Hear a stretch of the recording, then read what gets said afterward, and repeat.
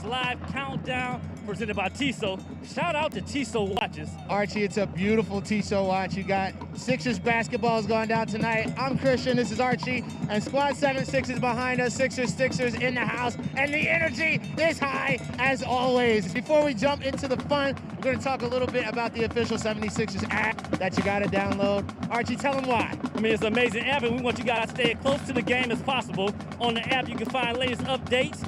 We got podcasts you can listen to, wallpapers you can download, and of course, games you can play. And one of the most exciting games that we're bringing back this year for each and every one of you guys is the Wendy's Frosty Freeze Out. The Wendy's Frosty Freeze Out is back. Come on, y'all, hold it up. We do it every game, and we're not going to stop, and here's why. You can use the 76ers app to redeem your prize when the opposing team goes to the foul line in the second half of the game. You have a chance to win a small Frosty if they miss 2 consecutive free throws. If it happens twice, you get a small Frosty and a small fry, and 3 times, we're going to medium, baby. You get a medium fry and a medium Frosty.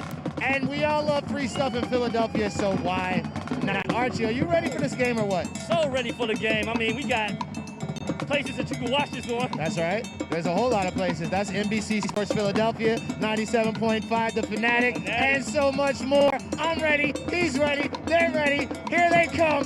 Get ready. Let's go. Sixers! Yeah! Can always count on Christian Crosby and Archie to roll out the fresh swag. That's something I'm always attuned to, Lauren Rosen. I like that new Nike City Edition white shirt that Christian was rocking during his pregame stand-up, as the 76ers will be once again wearing those nice black City-inspired City Edition uniforms tonight as they continue this 4-game homestand, game number 2 of this stint in South Philadelphia against the Cleveland Cavaliers. How you doing? Welcome to 7-6 Live Countdown, presented by Tissot. The 76ers at 22-11. The Cavaliers are 12-21. And Lauren, it was great to see the Sixers start this homestand off in winning fashion the other night. Yes, indeed. No doubt about it. 111-97 over the Dallas Mavericks, who, of course, boast a certain Western Conference All-Star starter on their team in Luka Doncic. And so how cool was it to see Ben Simmons just absolutely lock him down? It was cooler than cool. It was fantastic. It was tone setting.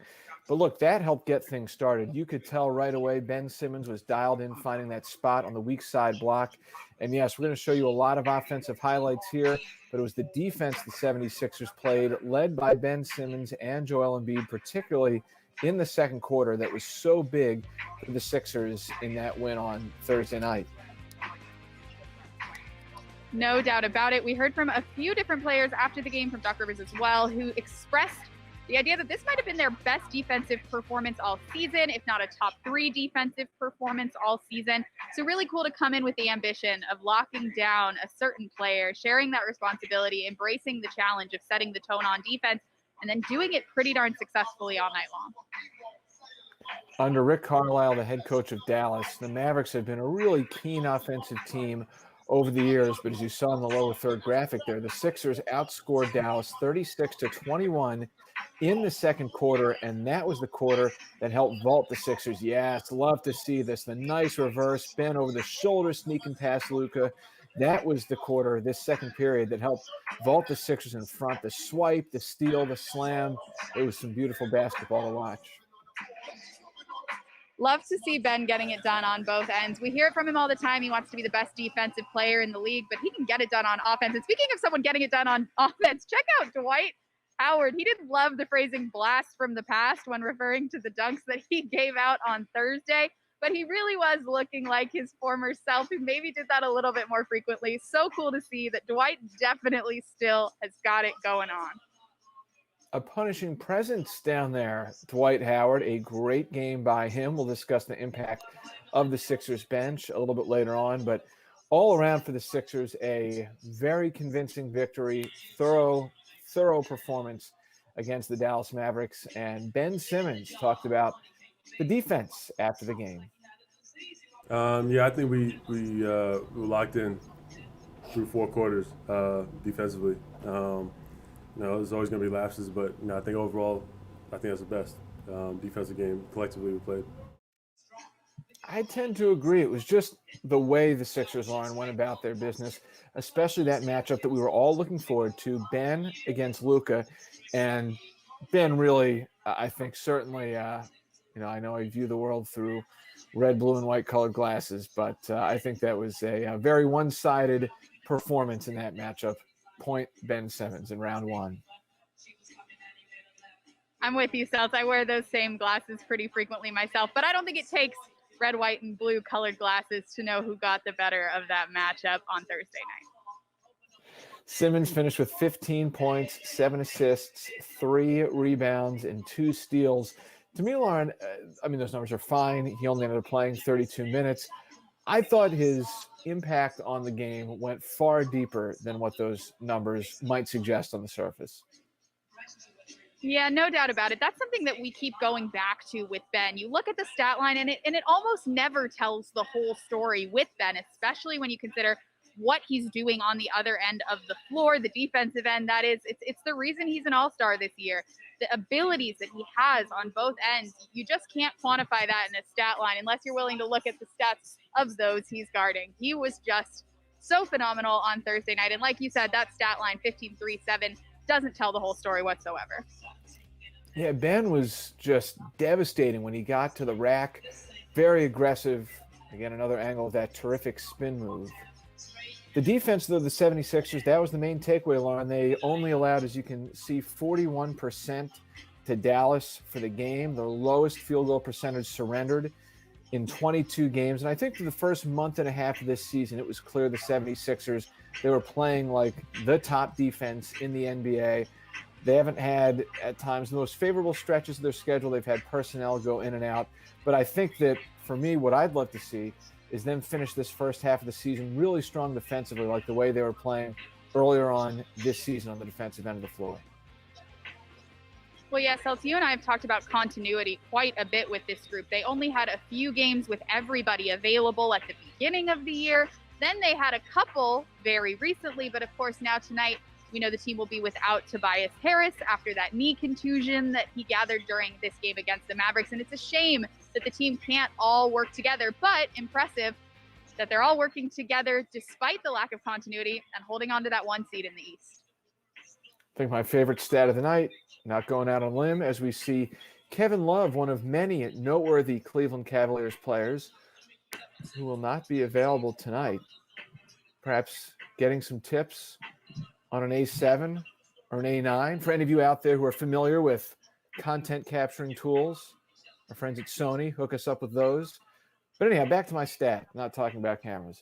The Sixers forced a season-high 22 turnovers against a team that came into the night, Dallas, averaging only 12.5 turnovers per game, the third lowest rate in the entire NBA. So I love to see that, and the fact the Sixers converted that into a 22-10 advantage in terms of points off turnovers. And yeah, limited themselves to 8 turnovers, which is fewer than this team is used to. So if you're forcing turnovers and you're taking good care of the ball, it's usually going to yield a pretty good final score. I think one of the great things we're hearing from the 76ers across the board as this first half of the season winds down, things are good right now. 22-11, holding first place in the Eastern Conference ahead of the surging Nets by a half game. That's great. The Sixers have tried to weather storms with COVID and other injuries. Like you said, Lauren, no Tobias Harris tonight. But I think it's great to hear that the Sixers are hungry, and that's something that Doc Rivers spoke to after the game on Thursday. Well, we just have to. We've done nothing yet, Leonardo, and we have a lot of work. We're going to get better. We will. We're going to get better offensively. We're going to get better defensively. We have to get better in situations, There's just so many things that we need to still improve on. Our guys know that. We talk about it. We have a list, and they all are not checked. So we have a long way to go. I want to see the list. I want the list. I want to see it. I feel like maybe we're going to have a sense of what I would not be some mad. items on the list are. Well, one list, Celts, and I don't know, I think maybe this is included in Dwight Howard's upcoming quote. I'm not positive, but he gave us one of Doc Rivers' lists: preparation, process, parade. And if that's something that's really on everybody's mind, and again, all three Doc Rivers did clarify prior to tonight's game, it's not all about the parade. He's more concerned with the preparation and the process.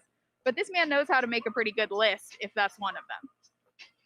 No question. And I think that's something on the list of 76ers fans in recent weeks, wanting to see more from the bench. And hey, 46 points from the reserve unit on Thursday night in the victory, led by the likes of Dwight Howard with a 14-8 game with 3 block shots. Shake Milton playing very nicely in a reserve role with 10 points and 6 assists in that game. Great to see Mike Scott knock down a couple threes. Furkan Korkmaz as well. So I thought the bench had a really strong performance in the win over Dallas. Yeah, this is something you and I talked about quite a bit, Seltz, whether it was on this show or on one of our podcasts, the Sixers Podcast Network. If you have a second, make sure you're subscribed. But we talked about this bench and all the talent they have and how good they looked at the beginning of the year. They had a couple guys a little bit cold. They had a couple injuries to deal with, and we knew neither of those things, the cold streaks and the injuries, they can't last forever. It was cool to see the group come together and succeed the way, especially Dwight Howard, Shake Milton, like you said, they're the two that have expressed the desire to really lead this unit. And it looks like when the two of them are firing on the same night, it's a really dangerous second unit, which is something we knew at the beginning of the season. But again, they lacked that continuity that the whole team has struggled with a little bit this year, oftentimes for no fault of their own. Love scrolling through our chat on our YouTube channel for the 76ers, where we stream 7-6 Live, presented by Tissot. Before every game, Obi-Wan 31 Kenobi speculating perhaps Mike Scott gets a starting nod tonight in the absence of Tobias Harris. I think that's a very valid thing to throw out there. We do not know the official starters as of yet, but yes, I think that Mike getting his legs under him a little bit could very well be an option at that stretch 4 spot for the Sixers for sure. Certainly could be. We did see Mike step in when Tobias went back to the locker room during Thursday's game right after the injury. So if he was the first option then, could be the first option again tonight. But we've also seen different guys step into the starting lineup at different points. We know that the Cavs will be without Andre Drummond, without Kevin Love. Do the Sixers go small in this situation if they have Ben Simmons and Joel Embiid out there being the bigger bodies? We'll have to see what Doc Rivers goes with. He's thrown a few different guys in the starting lineup over the last few weeks, and it's been cool to see each guy embrace that experience. I'm remembering now Furkan Korkmaz, Matisse Thybulle, both had some pretty strong starts, but I think that Mike Scott guess is a pretty good one as well. Love it. All right, we're going to hear from Shake Milton, one of the key members of the bench unit, in just a few moments. But first, Sticksers. We have to hear from them. Let's do it.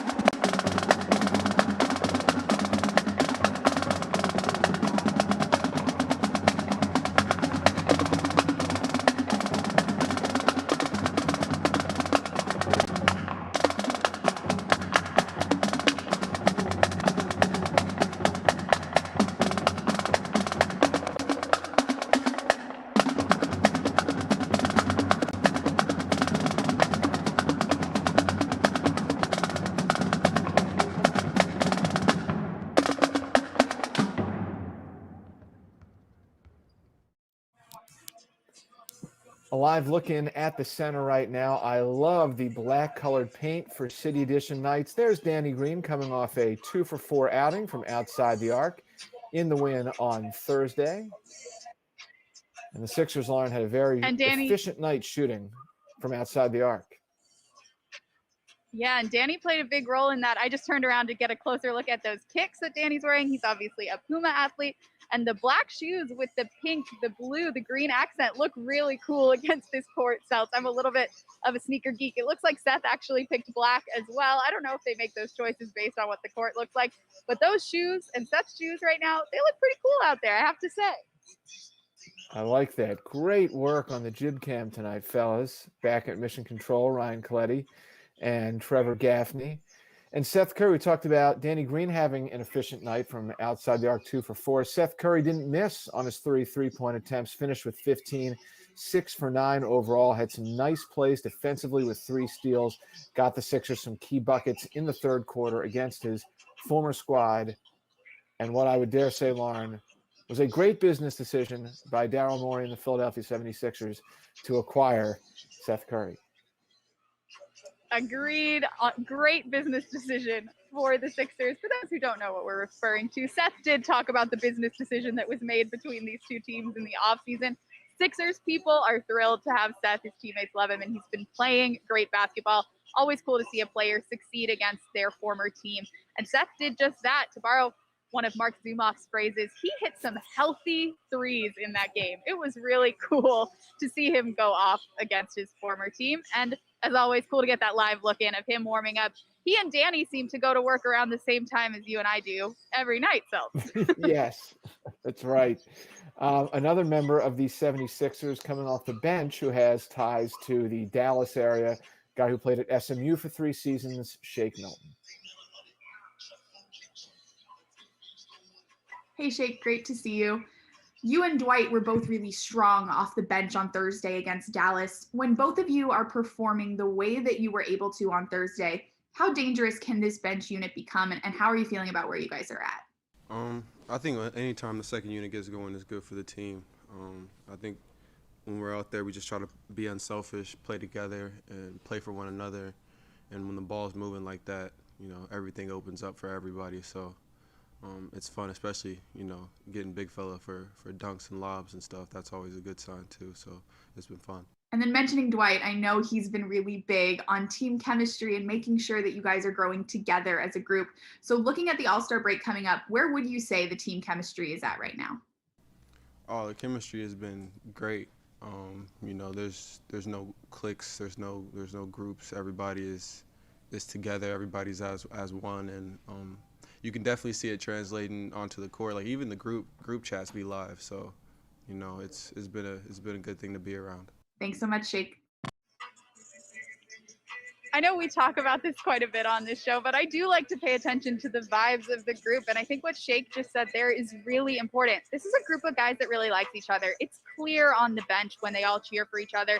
It's clear on social media, the way that Ben Simmons, Joel Embiid, Tobias Harris, we're all pumping each other up to get those all-star bids. And then great to hear Shake back it up, because this chemistry on this team is very strong, and it's cool to hear them be so vocal about it. I love that the group chat is live, and it's great to hear Shake confirm what we can see from afar when it comes to that team chemistry. I just realized that we are approaching the near 1-year anniversary of the Shake performance in LA against Doc Rivers and the Clippers, heard around the world. I believe that was March 1st of last year. Good thing it wasn't the 29th of February where we couldn't commemorate it. I don't know, we might have to do an oral history now that these two men are united, Doc and Shake. It's a great moment. I think we got to do it. Maybe on our March 1st 7-6 Live Countdown presented by Tissot. Yes. Yeah, we can have a throwback, a flashback. I like that. We'll do it. Programming note made. All right, for the Sixers tonight, they have the Cleveland Cavaliers in the second game of this 4-game homestand. Cleveland has a record of 11-21 on the season. The 76ers and Cavs meeting for the second time. Cleveland, they're 14th in the Eastern Conference. They do have back-to-back wins, but they had lost 10 straight before that. So they've really been trying to get out of this rut. But worth noting, Lauren, that their biggest margin of victory on the season in their dozen wins was a 24-point victory against the Joel Embiid-less 76ers earlier on. I believe it was the third game of the season. It was the third game of the season, and it was interesting because Andre Drummond gave the Sixers a lot of problems that night. He's not playing. Joel Embiid was not playing in that game and is expected to play, as far as we know, tonight.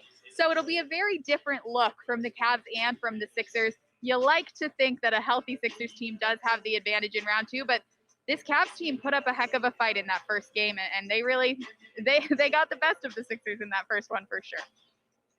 No question about it. And like we talked about earlier, the Cavaliers will be missing some of the key members of their roster. I'm just going to look down and run through it all right now. It looks like Matthew Dellavedova, Andre Drummond, Kevin Love, Larry Nance Jr., Taurean Prince. All of them with the exception of Taurean Prince are out. Taurean Prince is probable, but he's still not 100%. But listen, Cleveland did pick up surrounding the trading with Brooklyn and Houston and Indy and all that stuff. Brooklyn was able to pick up Jarrett Allen from the Nets. And listen, he's a respectable young big man. He is no Joel Embiid, but they do have Jarrett Allen on the squad. They have JaVale McGee, as you see him warming up right now at the center. So listen, I think that this is a Cleveland team that scraps and it fights. And the only reason I'm not mentioning their two guards is because I'm going to talk about them in a second for my key to the game. Spoiler. Fair enough. But yeah, you mentioned Jarrett Allen, Selton. That was quite a pickup. That trade obviously was crazy with everything that went down between Cleveland and Brooklyn and Houston and Indiana. And I don't think I'm forgetting anyone, but that one was a tough trade to follow. Jarrett Allen was a great get for this Cavaliers team. And in that most recent win that the Cavs had over Houston, Allen had a 26-point, 18-rebound double-double. That's no joke. Those are big numbers. So he can bring it, especially down low. Make sure if you're the Sixers, you're keeping an eye on that new Cavalier tonight. All right, let us get to the keys to the game presented by Tissot as I look down and check my Tissot Chrono XL NBA Special Edition. All right, my key, because I've spoiled it already, get those guards for the Cleveland Cavaliers. They have two really good ones, young ones in Darius Garland and Colin Sexton, combining to score nearly 40 points per game. It starts there with the two of them, live body guards. They can get downhill and create, but I do think we have to acknowledge that the surrounding cast tonight is going to be less for Cleveland than what it typically is, but take away those two guards like the Sixers shot. I like your keys, Self, and I also like my Tissot PR100, which I recently got, trying to make sure it gets in the frame. Yes. Thank you, Tissot. I'm a big fan. I feel like very luxurious right now, very stylish, and I appreciate this classic look. So thank you so much, Tissot. And I'm running out of time. I talked about keeping your foot on the gas. This is just one of those opportunities that the Sixers are the better team. If they really bring it, if they bring that intensity on defense, they should be all set for tonight.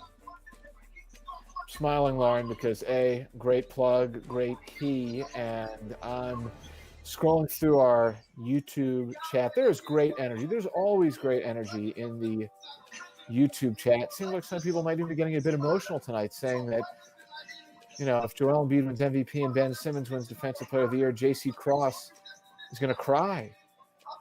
Tears of joy. People saying for the 76ers, I think a lot of Mike people... Yes, a lot of people in will this shed city. tears.